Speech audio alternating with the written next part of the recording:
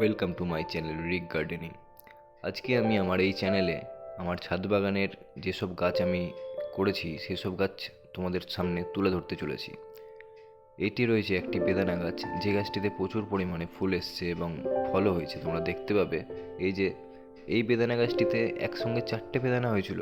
আমি তো অবাক, কিন্তু একটি ঝরে যায়, এই 3টি থেকে যায় এবং কুল গাছে অসময়ে কুল। এটি একটি আশ্চর্য ব্যাপার। এই দুটো কুল গাছ একসঙ্গে বসানো রয়েছে একটি ক্যারেটে, তোমরা দেখতে পাচ্ছ সেটা।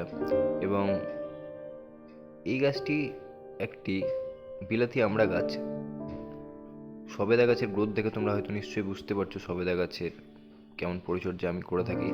আমার লেবু গাছের ভ্যারাইটি কিছু রয়েছে এবং এই লেবু গাছের মধ্যে কিছু প্রবলেম রয়েছে, সেগুলো আমি আলোচনা করব পরের ভিডিওতে।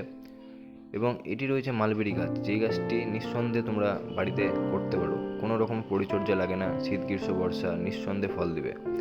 খুবই ভালো ফল, ফলের সুস্বাদু, খেতেও ফলটি খুব সুস্বাদু। এখানে রয়েছে তরমুজ গাছ। আমার তরমুজ গাছ আমি বস্তাতে লাগিয়েছিলাম। আমি ফার্স্টে ভাবতে পারিনি যে তরমুজ হতে পারে, কিন্তু আমি লাগানোর পরে বুঝতে পারলাম। এটি রয়েছে চায়না লেবু গাছ, যে লেবু গাছে ছোট ছোট ফল হয় কিন্তু ফলগুলো খুব সুন্দর দেখতে লাগে। এটি আমি লাগিয়েছি লাউ গাছ। এই লাউ গাছটিতে আদৌ জানি না যে লাউ হবে কিনা, কারণ এত পরিমাণে যে রোদের তাপ, পারা যাচ্ছে না, গাছ কীভাবে নেবে, মানুষই তো পারছে না নিতে। এই রয়েছে আমার বাগানের পুরো পরিচর্যা। পরিচর্যা তো বলতে পারি না, ভিউজ বলতে পারো, লুক বলতে পারো। আমি আমার বাগানে কী রকমের পরিচর্যা করি তোমরা সেটা নতুন নতুন ভিডিও আসবে, সেগুলোতে পেয়ে যাবে। আমার এই চ্যানেলে সাপোর্ট করো, আমার এই চ্যানেলের পাশে থেকো।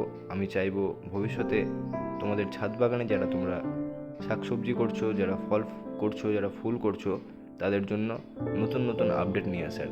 আমার আরেকটি বাগান রয়েছে যেটি আমার ফুল বাগান, পুরোপুরি সেপারেট করা রয়েছে, সেই ভিডিওটি পরের ভিডিওতে তোমরা পেয়ে যাবে।